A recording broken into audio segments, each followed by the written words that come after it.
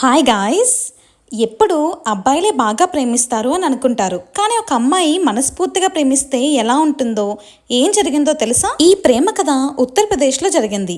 ఆ అమ్మాయి అబ్బాయి చిన్నప్పటి నుండే కలిసి పెరిగారు. అతనంటే ఆ అమ్మాయికి చిన్నప్పటి నుంచే ప్రేమ, అతనికి కూడా అంతే. సమయంతో పాటు వాళ్ళ ప్రేమ పెరిగింది. ఇక ఆలస్యం చేయకుండా ఇంట్లో చెప్పేద్దామని అనుకుంటారు. అబ్బాయి వెళ్ళి వాళ్ళ అమ్మతో చెప్తాడు. అమ్మాయి వెళ్ళి వాళ్ళ నాన్నతో చెప్తుంది. వాళ్ళ అమ్మ నాన్న ఒప్పుకోరు. అప్పుడే తెలుస్తుంది అసలు ఆ అబ్బాయి వాళ్ళ అబ్బాయి కాదు, వేరే గొప్పింటి బిడ్డ అని. అతనెవరో తెలిసాక ఆ అమ్మాయి ఆ అబ్బాయిని పెళ్లి చేసుకోవడం స్వార్థమని తన ప్రేమను త్యాగం చేస్తుంది. అతనికి కూడా ఒక పని మీద వెళ్లాల్సి వచ్చి ఎప్పుడు తిరిగి వస్తాడో తెలియక తన ప్రేమని త్యాగం చేస్తాడు.